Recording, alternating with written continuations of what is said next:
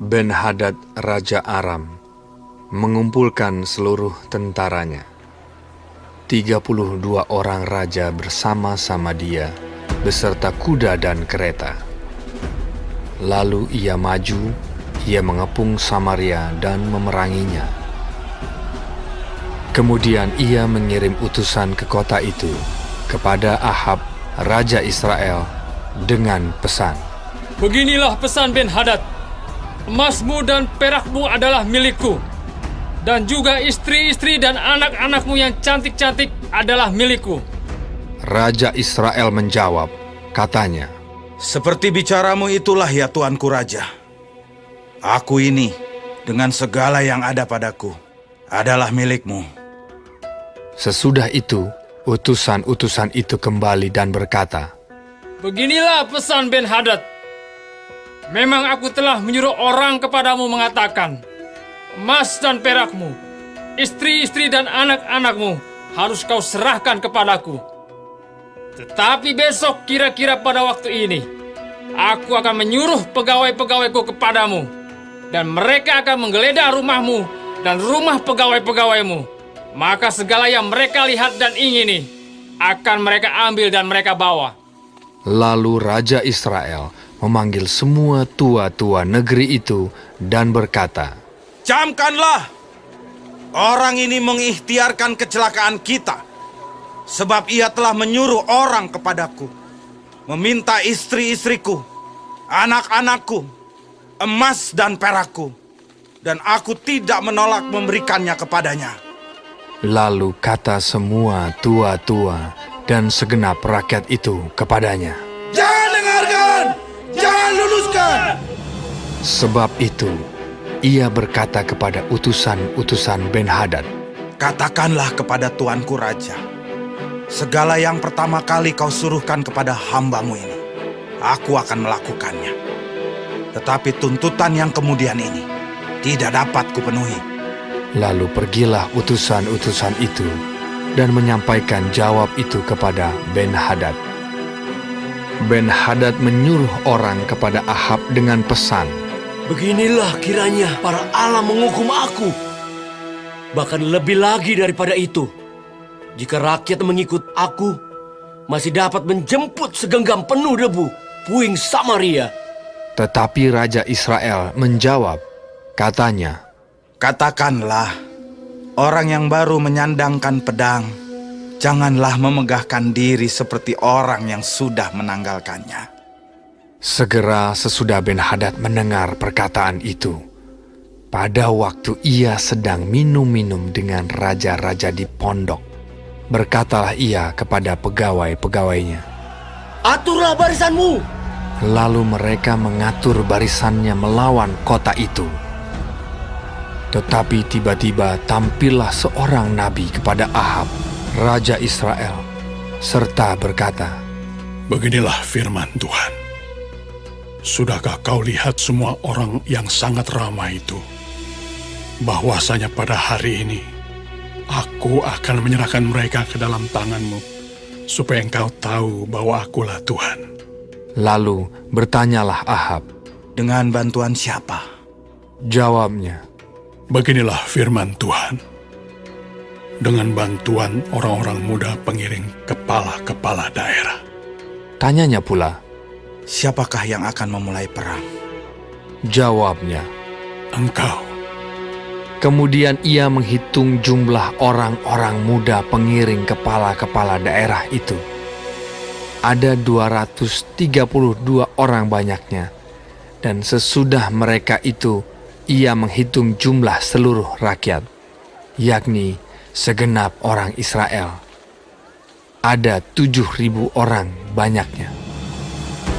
Lalu mereka maju menyerang pada waktu tengah hari, sementara Ben-Hadad minum-minum sampai mabuk di pondoknya, bersama dengan ke-32 raja yang membantunya. Ketika orang-orang muda pengiring kepala-kepala daerah itu maju menyerang lebih dahulu, maka Ben-Hadad menyuruh orang menyelidikinya, dan mereka memberitahukan kepadanya demikian. Ada orang-orang maju menyerang dari Samaria. Lalu katanya. Entah mereka datang dengan maksud damai, entah dengan maksud perang. Tangkaplah mereka hidup-hidup. Sementara itu, keluarlah mereka itu dari dalam kota, yakni orang-orang muda, pengiring kepala-kepala daerah, dan juga tentara yang mengikuti mereka. Lalu mereka masing-masing membunuh lawan yang dihadapinya, sehingga orang Aram itu melarikan diri dan dikejar oleh orang Israel. Tetapi Ben-Hadad, Raja Aram, dapat meluputkan diri dengan naik kuda beserta sejumlah orang berkuda. Juga Raja Israel maju, lalu memusnahkan kuda dan kereta itu, dan mendatangkan kekalahan yang besar kepada orang Aram. Lalu tampillah nabi itu kepada Raja Israel dan berkata kepadanya, Baiklah, kuatkanlah hatimu. Pertimbangkan dan pikirkanlah apa yang harus kau perbuat. Sebab pada pergantian tahun, Raja Aram akan maju menyerang kau. Pegawai-pegawai Raja Aram berkata kepadanya, Allah mereka ialah Allah gunung. Itulah sebabnya mereka lebih kuat daripada kita. Tetapi apabila kita berperang melawan mereka di tanah rata, pastilah kita lebih kuat daripada mereka. Bertindaklah begini. Pecatlah raja-raja itu masing-masing dari kedudukannya, dan angkatlah bupati-bupati menggantikan mereka.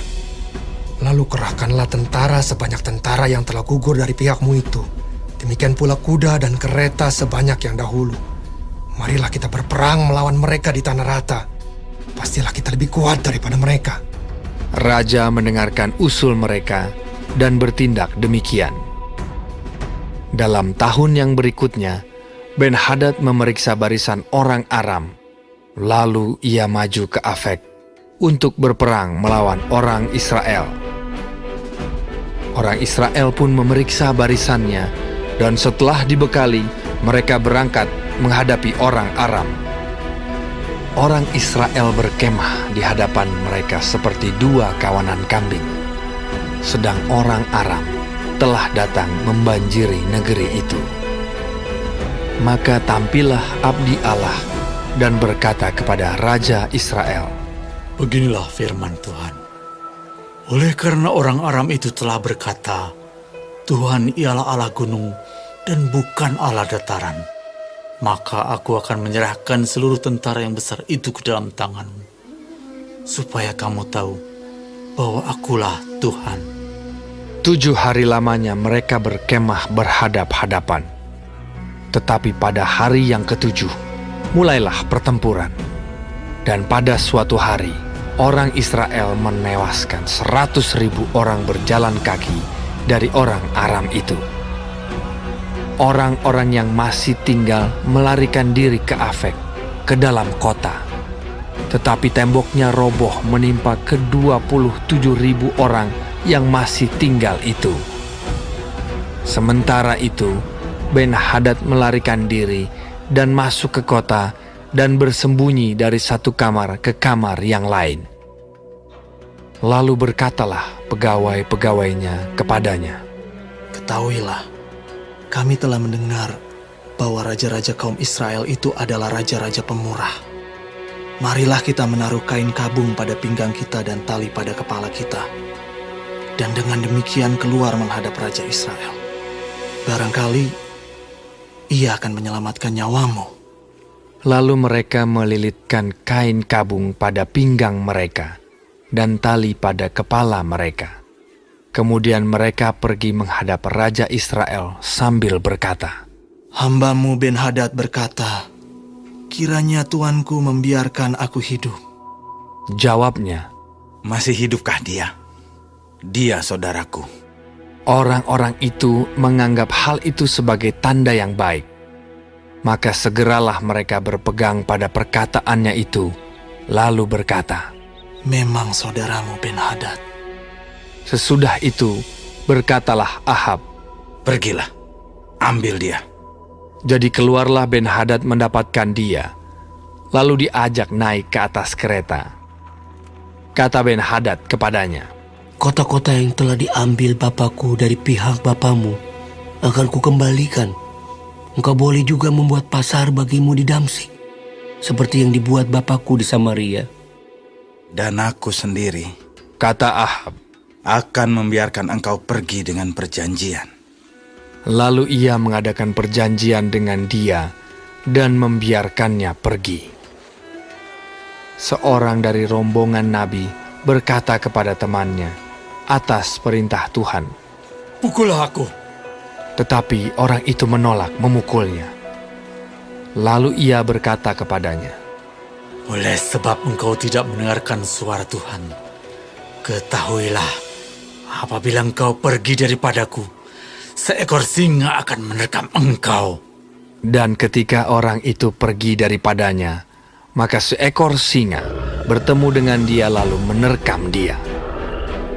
Kemudian nabi itu bertemu dengan orang lain, lalu ia berkata, Pukullah aku. orang itu memukul dan melukai dia. Sesudah itu, nabi itu pergi dan berdiri menantikan raja di jalan, sambil menyamar dengan membubuh kain pembalut pada matanya. Pada waktu raja lewat, ia mengadukan halnya kepada raja, katanya, Ketika hambamu ini maju ke tengah pertempuran, tiba-tiba ada seorang meninggalkan barisan dan membawa seorang kepadaku sambil berkata, Jagalah orang ini, jika ia hilang dengan cara bagaimanapun juga, maka nyawamu adalah ganti nyawanya, atau engkau harus membayar setalenta perak. Ketika hambamu ini repot sana-sini, orang itu menghilang. Kemudian Raja Israel itu berkata kepadanya, Begitu jugalah hukumanmu. Engkau sendiri telah menetapkannya. Lalu segeralah ia membuka kain pembalut itu dari matanya, sehingga Raja Israel mengenali dia sebagai seorang dari rombongan nabi. Kata nabi itu kepadanya, Beginilah firman Tuhan. Oleh karena engkau telah membiarkan lolos orang yang dikhususkan bagiku untuk ditumpas, maka nyawamu adalah ganti nyawanya, dan rakyatmu ganti rakyatnya. Lalu Raja Israel pergi ke istananya dengan kesal hati dan gusar. Maka sampailah ia di Samaria.